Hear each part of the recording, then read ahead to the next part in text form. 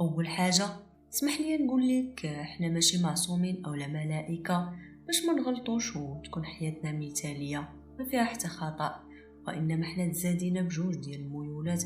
الميول ديالنا الخير اللي كيتمثل في الضمير والتعاون والتكافل بين البشر والمعرفه وتذكر الغايه من وجودنا وان هناك نهايه وحساب.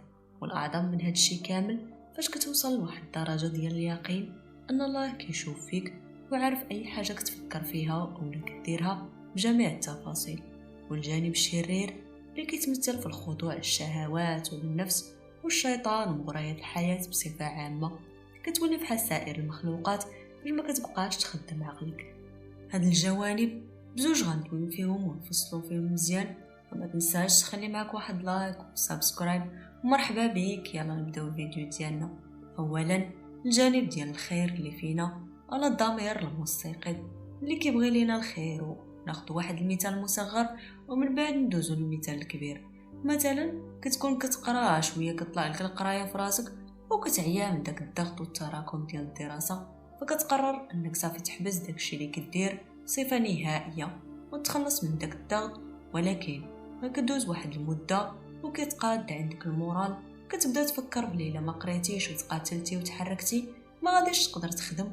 الا ما خدمتيش ما غيكونوش عندك فلوس، الا ما كانش عندك فلوس بنسبه 99% المستقبل ما غاديش يكون مزيان نوعا ما. هذا الشيء نديروا ليه اسقاط على الحياه ديالنا.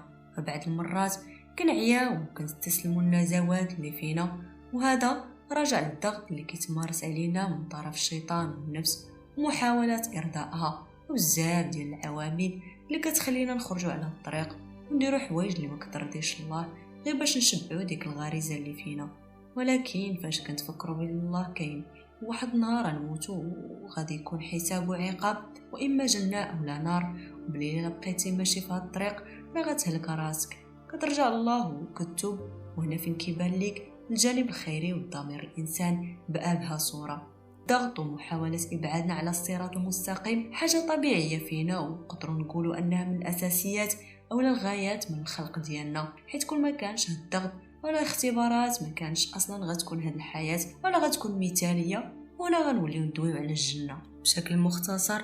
هذا مجرد امتحان وضروري الامتحان خاصو يكون صعيب باش نعرفوا اللي كيخدم مزيان واللي غير كيتفلى. ونقطه الفرق ما بين الامتحانات العاديه والامتحان الكبير اللي حنا فيه هو انه ما كاينش الغش في امتحان الحياه، لان الله سبحانه وتعالى يعلم السر واخفى ويعلم ما في الصدور. ورغم ذلك كنشوفوا بلي كأس الله بابشع الطرق واكثر حوايج حرمهم الله علينا واكد على ذلك. وفاش كتحاول تقنعوا بلي الله مراقبنا وكتلقاه عارف هذا الشيء كامل. وهنا فين كتبان لينا الخطوره ديال الشيطان والنفس فاش كتزين لينا الاعمال ديالنا، كتحجب علينا الحقيقه وكتوقف العقل على التفكير والعمل. وزيد يعني الانسان كيولي عبد لنزواته وهي اللي كتقيديه وكتحكم فيه بشكل كامل. الا جبنا جوج ديال الاشخاص، واحد مقابل غير زون نشاط وكيدير بزاف ديال المحرمات، وواحد نقولوا انه ملتزم بعض الشيء، يعني يقدر يغلط مره ولكن كيتوب وكيعرف الغلط ديالو وكيرجع بسرعه.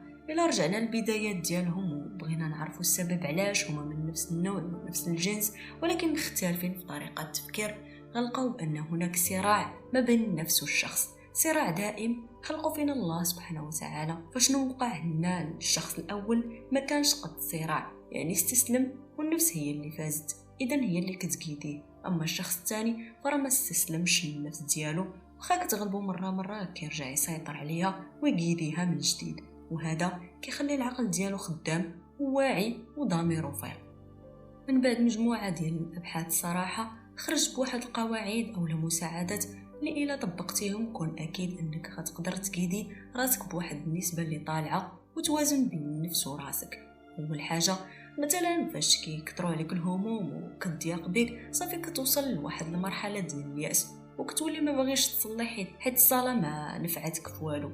ولكن فوا كتفكر بلي هاد المشاكل وهاد الهموم مجرد حوايج عاديه خاصك تمر منهم، وهما ضمن الامتحان فاش كتفكر بلي الحياه قصيره بزاف لدرجه ما كتسواش عند الله حتى جناح بعوضه، وهادشي كاملو غادي يفوت غير لحظات وفايته.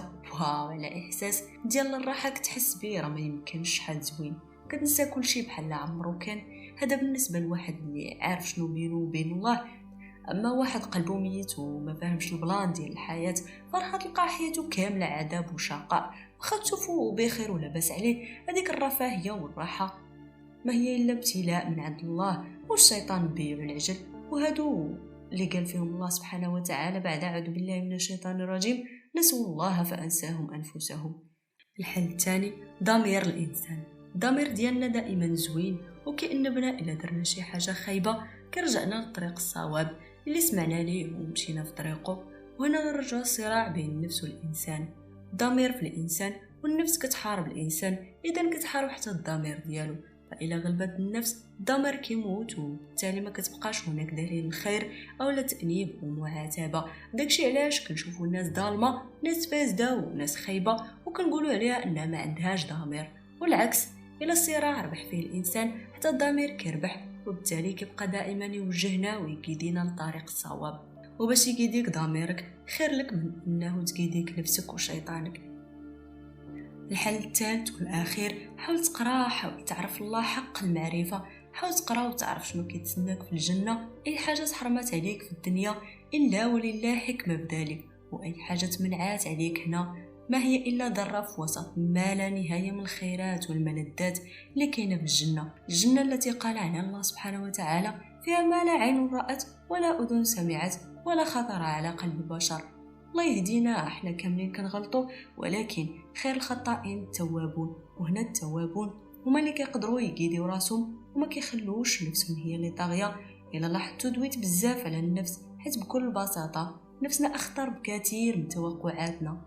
الشيطان كيغوينا نقدروا نقولوا 1% مقارنه بداكشي اللي كديروا النفس. وخير دليل حنا الان في شهر رمضان وكنشوفوا بنان كيدابز على سباه كيسب ابشع الالفاظ، بنان كيفسد وسترجل وحش. كاين ناس معانا كيقولوا على راسهم انهم مسلمين وما معترفينش اصلا برمضان، ما كيصوموهش كاع. بطبيعه الحال كنتمنوا للجميع الهدايه. وهنا كتسالي حلقتنا، الى حلقه قادمه ان شاء الله، وتبقاو على خير.